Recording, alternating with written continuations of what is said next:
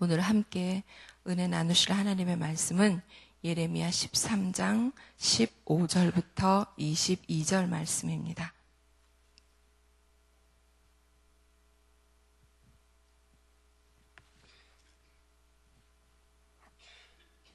함께 한 목소리로 천천히 봉독하도록 하겠습니다. 너희는 들을지어다, 귀를 기울일지어다, 교만하지 말지어다. 여호와께서 말씀하셨습니다. 그가 어둠을 일으키시기 전, 너희 발이 어두운 산에 거치기 전, 너희 바라는 빛이 사망의 그늘로 변하여 침침한 어둠이 되게 하시기 전에 너희 하나님 여호와께 영광을 돌리라.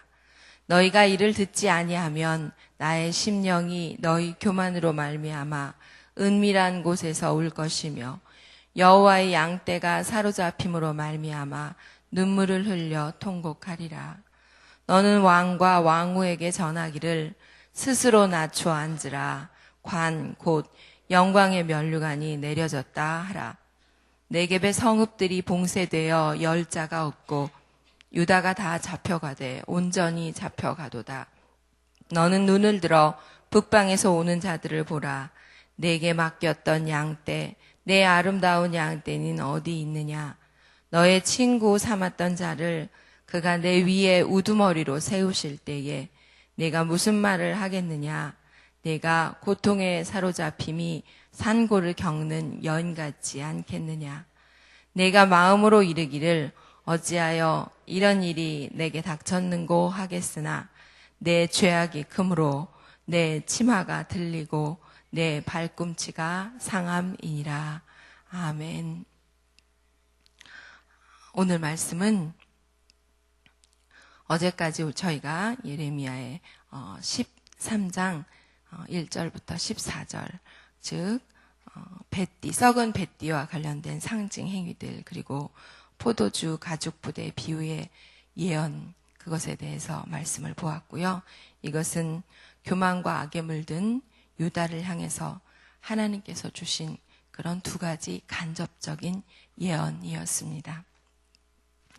그리고 이제 오늘 15절부터의 말씀은 이 예언의 그 5번째 12가지의 예언이 있다고 했죠. 예레미야 전반부 1장부터 25장까지에는 12가지의 예언이 있다고 했는데 저희가 지금 보고 있는 그 예언은 5번째 예언 부분에 속합니다.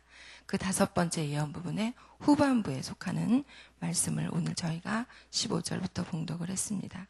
그래서 15절 이하에서는 교만과 악에 물든 이 유다의 선민들에게 하나님께서 3가지 직접적인 경고와 심판을 주시는 그런 내용입니다. 먼저 15절부터 17절에는 유다의 교만을 금하는 첫 번째 직접적인 경고가 나옵니다. 예레미야가 유다 백성에게 회개를 촉구하는 그런 짧은 시문 형식을 취하고 있습니다. 그런데 그 내용은 3중 명령으로 시작을 합니다. 즉 먼저는 너희는 들을지어다. 또 귀를 기울일지어다. 이렇게 2가지 명령은 긍정적인 명령을 줍니다. 그리고 3번째 교만하지 말지어다라는 명령은 부정형의 명령을 주십니다. 여기서 들을지어다에 해당하는 원어는 쉬메우라고 합니다. 그리고 귀를 기울일지어다에 해당하는 그 말씀은 원어로 외하누지누라는 그런 말이라고 합니다. 그런데 그 두 말은 거의 동의어나 마찬가지 단어로 이 2 단어를 연속해서 사용한 이유는 예레미야 선지자가 전한 하나님의 말씀을 멸시하던 그 유다 백성들에게 그 말씀을 들으라고 강하게 반복하는 것입니다. 그리고 그들이 하나님의 말씀을 결코 듣지 않고 귀를 기울이지 않았던 것이 교만 때문이라고 그렇게 3번째 명령에서 말씀을 합니다. 그리고 16절에서는 장차 암울한 시대가 임하기 전에 하나님께 영광을 돌리는 삶을 살아야 한다고 권면을 합니다. 이어서 16절은 유다 백성이 이런 권면을 듣지 않을 경우 일어나는 결과를 보여줍니다. 유다 백성이 이 권면을 듣지 아니하면 예레미야의 심령이 은밀한 곳에서 울 것이라고 그렇게 예언을 합니다. 또 동족이 사로잡혀가는 것을 보면서 눈물을 흘리면서 통곡할 것이라고 말을 합니다. 예레미야는 지금 하나님의 대언자로서 하나님의 마음을 가지고 여호와의 양떼가 당하는 그런 암울한 상황을 바라보면서 슬퍼하는 것입니다. 18절에서 19절은 두 번째 예언으로 왕실과 포수, 즉 포로로 잡혀가는 것에 대해서 예언을 합니다. 이 경고는 주전 597년에 예레미야가 바벨론에게 항복하기 직전에 여호야긴 왕과 그 왕의 모친인 느후스다에게 주어진 것으로 그렇게 보입니다. 여호야긴이 통치할 당시 그는 18살이었고요. 그랬기 때문에 많은 사람들은 그의 모친 느후스다가 섭정을 했다고 그렇게 추정을 합니다. 스스로 낮추어 앉으라라는 그런 말씀은 직역을 하면 너희들은 낮추라, 너희들은 앉으라 이렇게 됩니다. 왕과 왕후의 관, 그 영광의 면류관이 내려졌기 때문에 그들의 지위가 빼앗겼기 때문에 이제는 자신을 낮추며 겸허하게 앉아야 한다는 것입니다. 이어서 19절에 네게브의 성읍들이 나오는데 이 네게브의 성읍들이 봉쇄되어 10자가 없다고 합니다. 네게브는 이스라엘의 남방에 있는 지역입니다. 이것은 대적들이 예루살렘뿐 아니라 유다의 남방까지 모두 점령했다는 뜻입니다.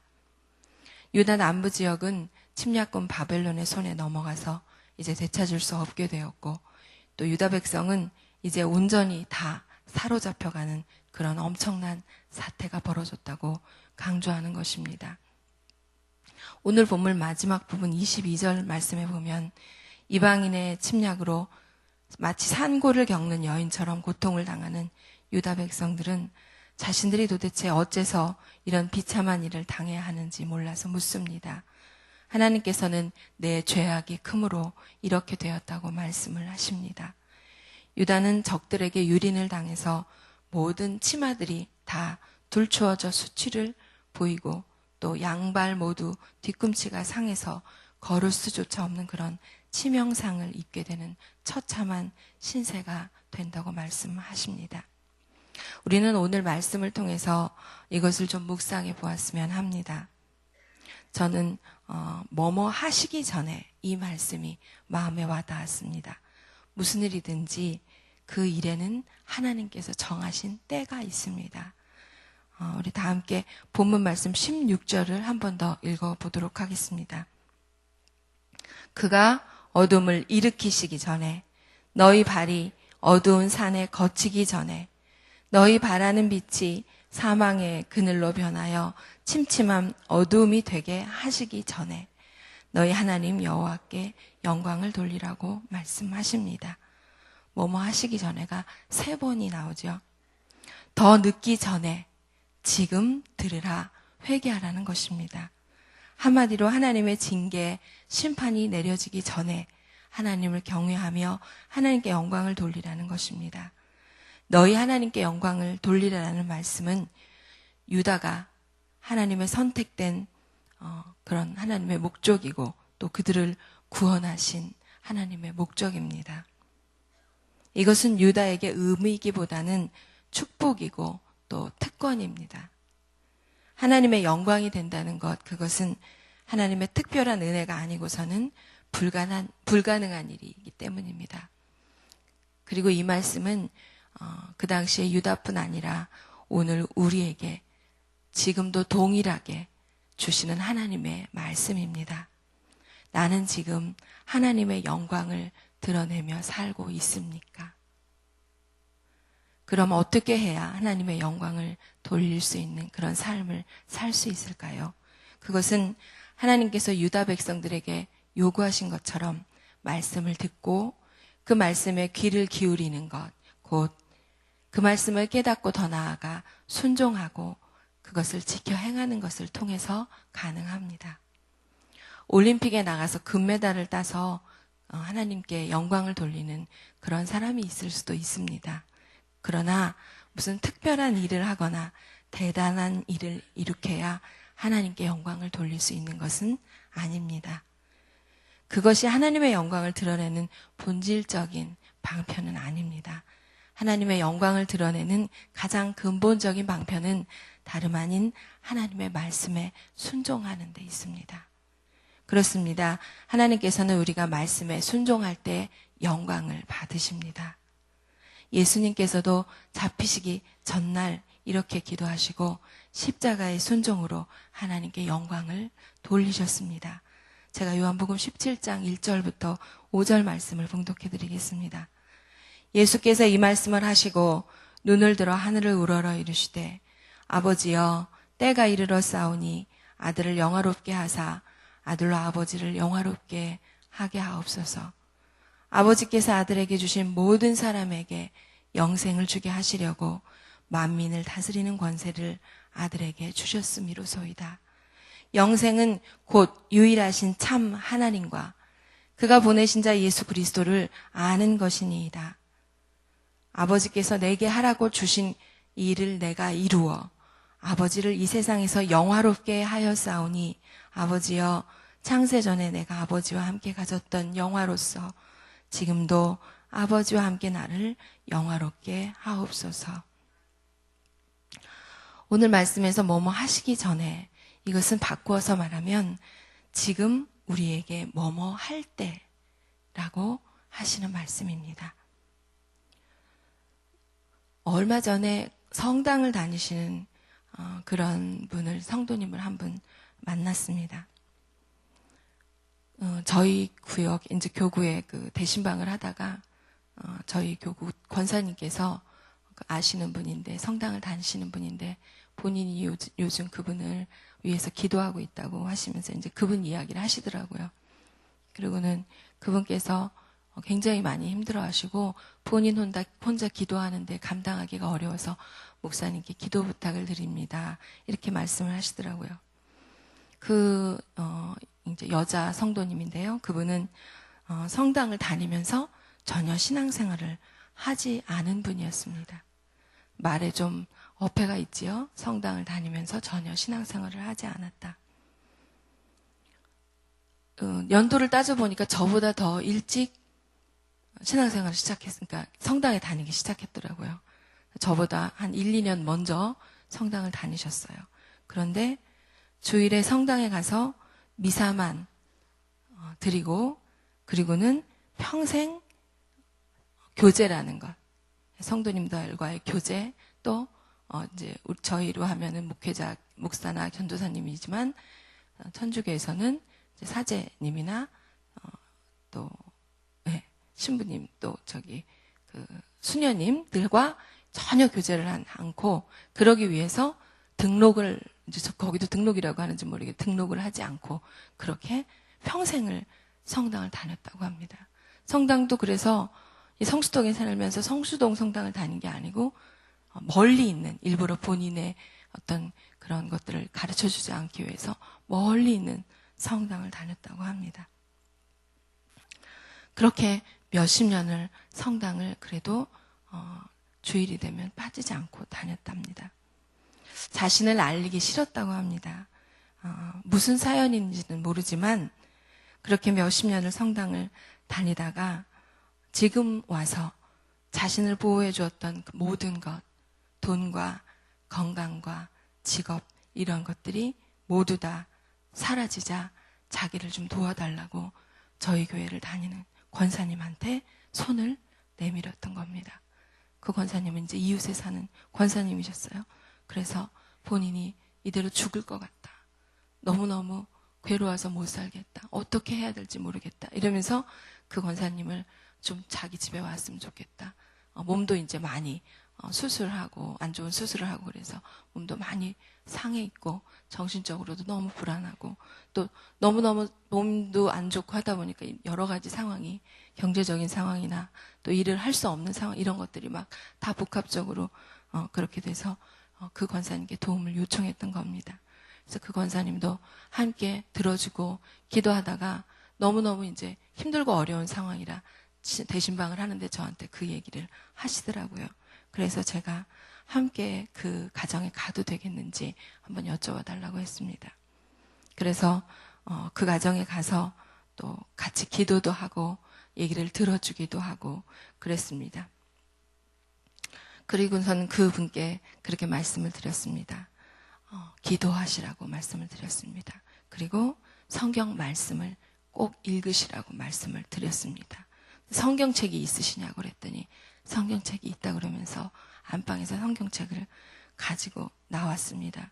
그런데 하시는 말씀이 성경책을 처음 열어본다고 합니다. 자기가 성경책을 구입은 했대요. 몇십 년 전에. 그런데 성경책을 처음 열어본다고 합니다. 그러면서 지퍼를 제가 보는 앞에서 열었습니다.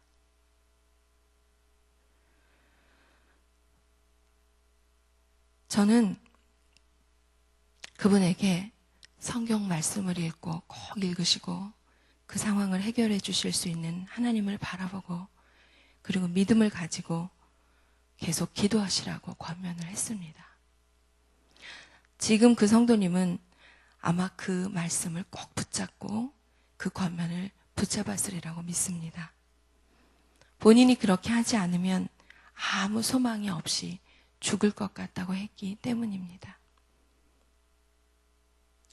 성경을 읽고 나서 그런 얘기가 저한테 들려오더라고요. 성경 속에 온갖 귀한 말씀이 자신에게 해주시는 너무나 귀한 말씀이 많이 들어있다고 그렇게 얘기를 저한테 그 권사님이 전해주셨습니다.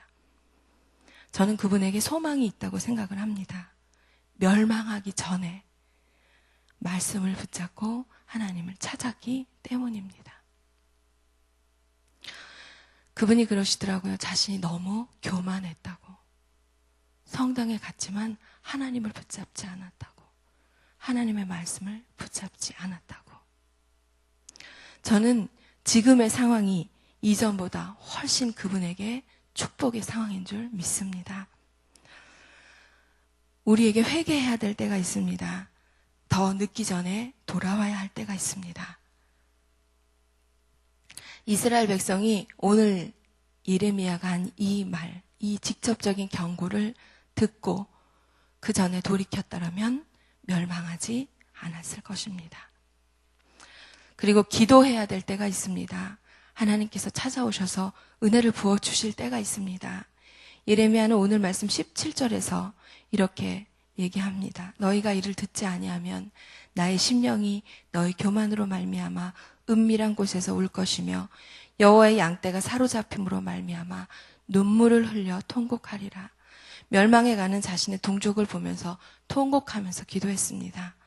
나라를 위해, 교회를 위해, 가족을 위해, 자녀를 위해 깨어 있어서 간절히 기도해야 하는 때가 있습니다. 완고한 자기 백성들, 그들이 고집하는 것의 그 결과가 무엇인지 알지 못하는 그것을 돌이킬 힘조차 의지조차 없는 동족들을 보면서 예레미야는 울지 않을 수 없었던 것입니다. 그래서 우리는 예레미야를 눈물의 선지자라고 부릅니다. 예레미야는 자기 백성들을 향해서 거룩한 눈물을 많이 흘렸습니다. 동족의 구원을 위해서 하나님께 중보기도를 하면서 많은 눈물을 흘렸습니다. 이제 꿈새 하프타임이 며칠 남지 않았습니다.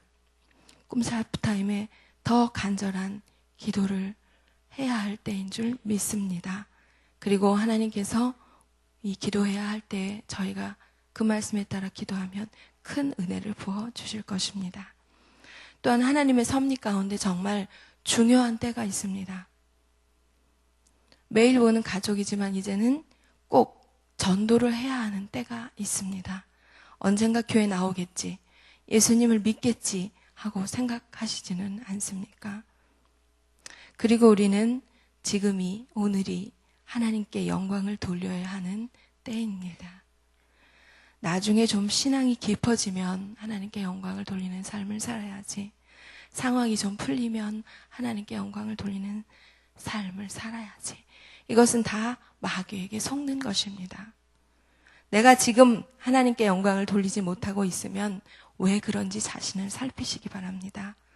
상황이 무엇인지, 환경이 무엇인지, 누구 때문인지 분별하시고 그 상황을 떠나거나 아니면 하나님께 영광을 돌리기로 작정하시기 바랍니다. 하나님의 말씀에 비추어 보시고 그 말씀에 온전히 순종하고자 하는 결단이 있어야 합니다. 오늘 내가 더 늦기 전에 꼭 무엇인가를 해야 하는 때는 아닙니까? 더 늦기 전에 꼭 결단해야 하는 것은 무엇입니까? 하나님의 음성을 꼭 들으시는 귀한 기도의 시간이 되시기를 간절히 바랍니다. 기도하시겠습니다. 하나님 아버지, 제가 더 늦기 전에 하나님의 말씀에 귀를 기울이고 그 말씀대로 행하게 하옵소서. 오늘 말씀을 통해 책망하시거나 권면하시는 성령님의 음성을 듣기를 원합니다. 도와주시고 은혜 내려 주시옵소서. 오늘 하나님의 영광을 드러내는 삶을 살게 하여 주시옵소서. 예수님의 이름으로 기도합니다. 아멘.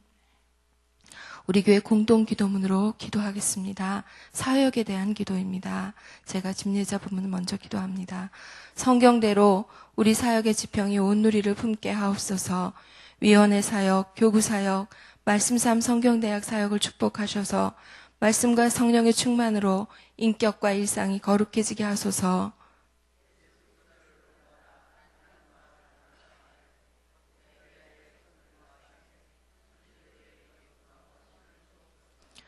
한 사람을 사랑하고 세우는 일이 사역의 근원이 되게 하시고 하나님 나라에 헌신하는 작은 모임을 거룩한 영으로 채우시며 우리 사역이 사회 변동과 역사 흐름을 이끌어가게 하옵소서. 아멘. 함께 주기도문 하시겠습니다. 하늘에 계신 우리 아버지, 아버지의 이름을 거룩하게 하시며 아버지의 나라가 오게 하시며 아버지의 뜻이 하늘에서와 같이 땅에서도 이루어지게 하소서. 오늘 우리에게 일용할 양식을 주시고 우리가 우리에게 잘못한 사람을 용서하여 준 것 같이 우리 죄를 용서하여 주시고 우리를 시험에 빠지지 않게 하시고 악에서 구하소서. 나라와 권능과 영광이 영원히 아버지의 것입니다. 아멘.